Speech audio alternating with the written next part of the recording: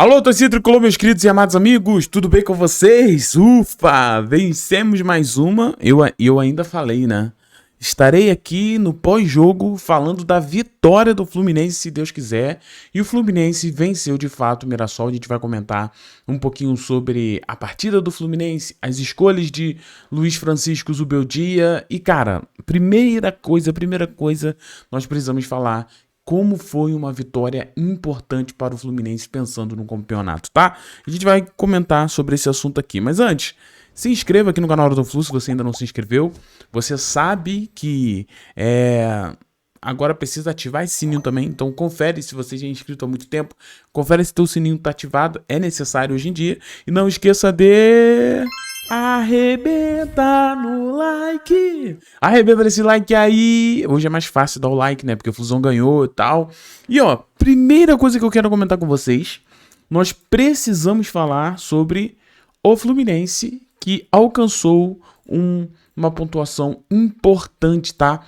Fluminense alcançou os 50 pontos, tá, pessoal? Então, é muito importante essa pontuação, até porque Fluminense abriu 5 pontos de vantagem para a galera que está fora da zona da Libertadores. Lembrando que o Fluminense, a Libertadores esse ano é do G7 para cima, né? O G7 e o G6 vaga para pré, né? E do G5 até a primeira posição, a vaga direta, né? Então, assim, o Fluminense está conseguindo abrir vantagem, né, para a área longe da Libertadores, que é o grande objetivo do Fluminense, e para a Libertadores no ano que vem, tá? Então, maneiro, 50 pontos, muito bom.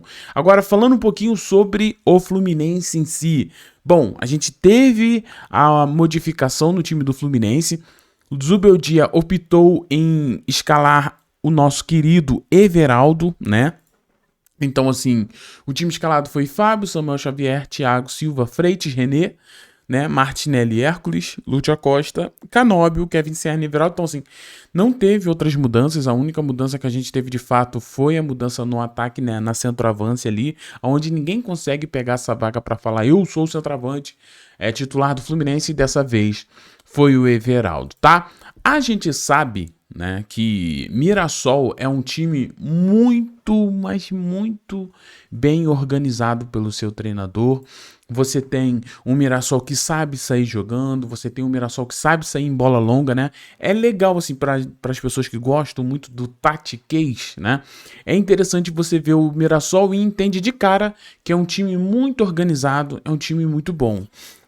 Tão organizado que os primeiros 20 minutos da partida você teve o Mirassol com a bola no pé, controlando as jogadas, e o Fluminense tentando sair em bola longa, tá? É claro que no começo do jogo a gente teve um lance polêmico, né? De uma arrancada do Kevin Serna, né? Aquelas que só ele consegue dar, né? Deu uma arrancada, foi puxado, e ali o Daronco expulsou o Daniel, aí o VAR chamou para mudar a cor do cartão. É aquilo, né? Independente se você acha que o VAR acertou ou não, mas é impressionante como o VAR só funciona quando é contra o Fluminense. Já reparou isso? Então, quando tem coisas a favor do Fluminense, a gente mal tem, assim, sabe, o VAR fazendo nada e falando nada. Eu ia colocar o tema desse vídeo também de mais sorte do que juízo, mas eu acho que se eu colocasse isso, eu acredito que muitas pessoas iam achar que o Fluminense venceu o jogo apenas pela questão da sorte do gol do Kevin Serna, mas seria uma brincadeira. Então eu pedi para a direção aqui do canal não colocar mais sorte do que juízo, né? Então, se você tá vendo isso aí, foi uma desobediência daquele que vos fala. Mas assim, após esse período, né, que teve esse primeiro lance um pouco polêmico, a gente teve um Fluminense que até os 22 minutos do primeiro tempo não viu a bola. O Mirassol, de fato, estava ali mandando tal, não sei o que, tocando e tudo mais. Depois desses minutos, ali aos 30, 28, você teve um Fluminense que volta a pegar o controle do jogo, empurra o Mirassol para, né, as cordas ali e começa através de Lúcio Acosta, né, que é de fato o grande oásis desse time do Fluminense. Eu fico assim, pensando em como seria a nossa vida se a gente não tivesse Lúcio Acosta. A gente já tinha perdido o Ares, e se a gente não tivesse Lúcio Acosta, cara, essa diretoria do Fluminense também dá uma sorte também no sentido de... Não tô tirando mérito, tá? Porque o Lúcio Acosta sempre foi um jogadoraço durante a sua carreira inteira, mas eu tô falando, deu muita sorte que o Lúcio Acosta já funcionou, né? Porque às vezes os jogadores precisam de tempo pra maturar, né, pra entrosar e tudo mais. O Lúcio não, parece que ele já joga no Fluminense há muito tempo. Então, assim, tudo que o Fluminense tem de bom, tudo vem do pé do Lúcio Acosta. Cara, é inacreditável como toda jogada que dá em alguma coisa, ela precisa passar pelos pés de Lúcio Acosta, porque se não tem Lúcio Acosta, o Fluminense é totalmente qualquer coisa, né? É impressionante isso. Eu vou te falar, Lúcio Acosta está para o Fluminense o que o Ares estava, né? Essa é a proporção, na minha opinião, né? É meio time do Fluminense realmente esse Lúcio Acosta. E por que eu falo isso? O próprio gol do Fluminense foi uma jogada do Lúcio Acosta no meio de campo, que ele gira, ele segura a bola, espera o Kevin Serna passar, e no momento certo ele toca a bola pro Kevin Serna que corta para dentro, né? Não sei se ele ia chutar ou se ele ia cavar, né, pro Everaldo entrar, mas ele chuta, a bola desvia no jogador do Mirassol, né, e foi até dado gol contra do Daniel Borges, pelo menos aqui a gente tem, ó, gol contra, não deu gol pro Kevin Serna, mas isso aqui vai mudar, tá, porque segundo a informação no jogo, eles deram o gol para o Kevin Serna.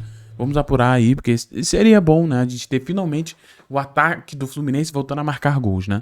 Então a bola desvia e vai no cantinho, matando o goleiro Walter, né? Goleiro aí do Mirassol, muito conhecido também no meio do futebol.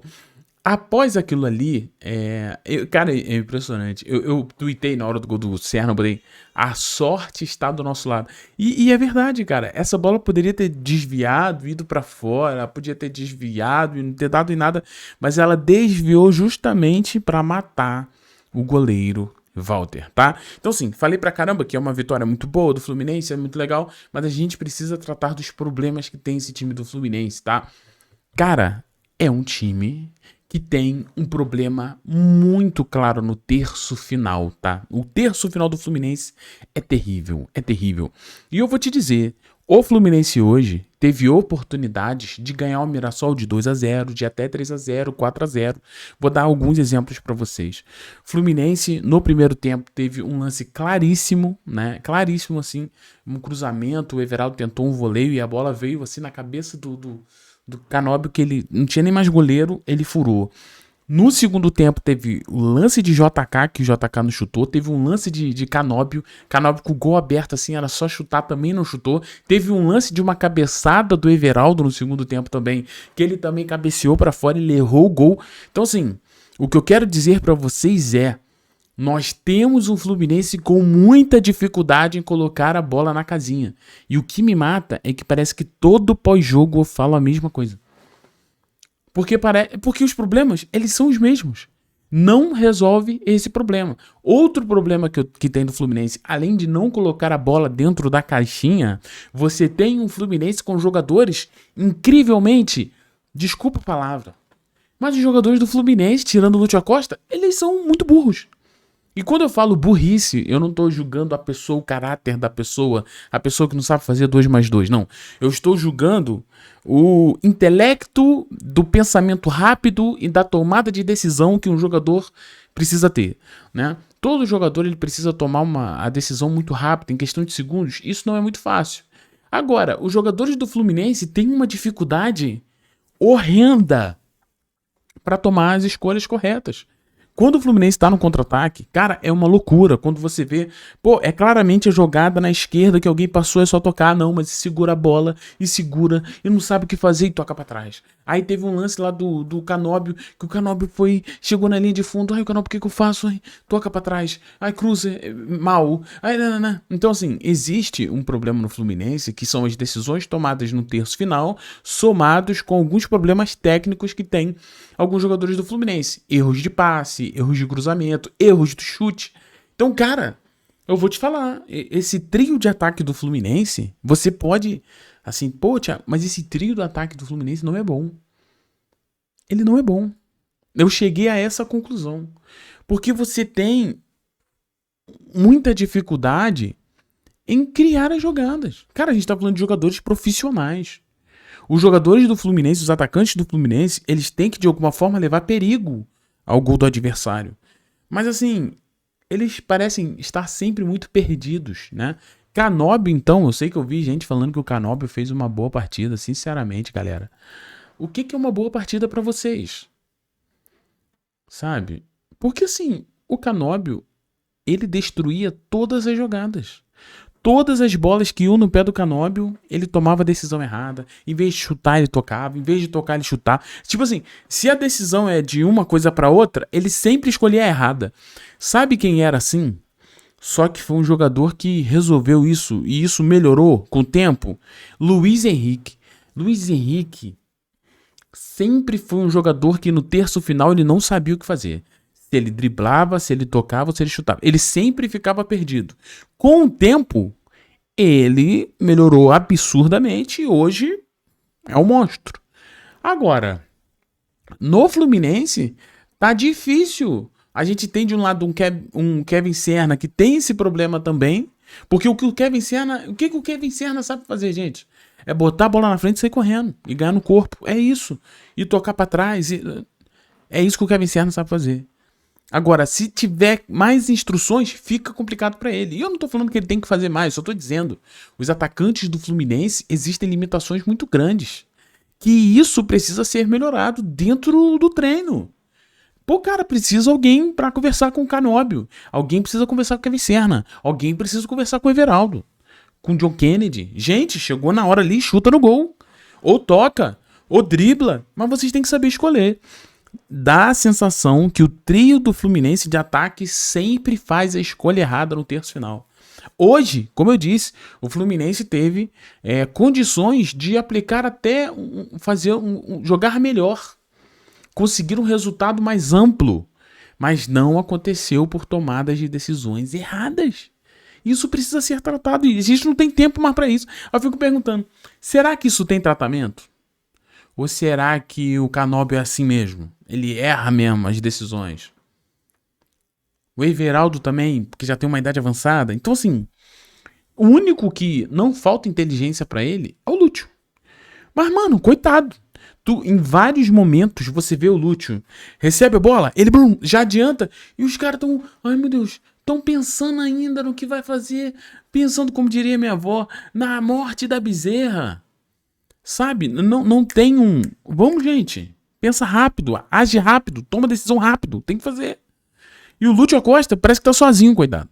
Parece que o Lúcio Acosta tá sozinho, rodeado de jogador que não entende o que ele tá fazendo. Teve um lance que foi muito claro.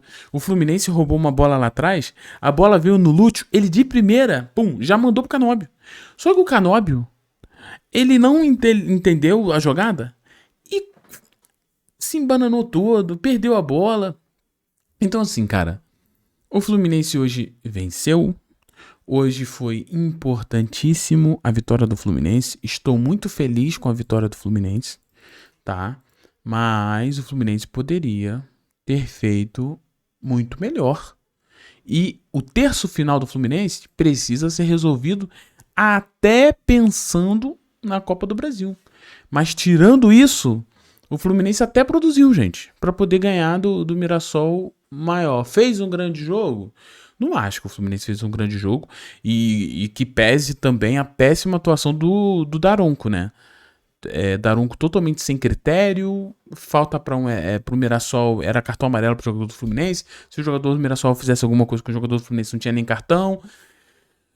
O Daronco picotou muito a partida. Então, assim, foi uma partida ruim da arbitragem, mas eu acredito que o Fluminense poderia ter sido melhor no terço final. E se fosse, cara, a gente poderia estar falando aí de um Fluminense ter ganho ali um Mirassol de 3-0, né? Algo que traria de volta a torcida pro estádio. A torcida ficou um pouco mais empolgada, mas assim, vamos pensar no lógico, né? 50 pontos, Fluminense chegando numa pontuação muito boa, pensando aí agora é só pedreira, tá? Ah, Thiago, agora é só pedreira? Tu tá falando isso aí, mas pô, tem que respeitar, não sei o que lá. Concordo, mas assim, agora é só pedreira. A gente tá falando de Cruzeiro, depois a gente tá falando de Flamengo e depois a gente tá falando de Palmeiras, tá? Então esses próximos 3 jogos do Fluminense são 9 pontos dificílimos que o Fluminense tem aí pra disputar, começando no domingo às 4 horas da tarde. Show de bola? Beijo no seu coração, muito obrigado pela presença de todos vocês. Fiquem todos bem. Um beijo no seu coração e vitória Fluminense, graças a Deus. Fiquem todos bem, tchau e valeu, pessoal. Você que chega até aqui no fim do vídeo, você é muito importante pro canal do Flu. Valeu? Ative esse sininho aí, rapaz. Deixa aquele gostei pra ajudar e tamo junto, valeu.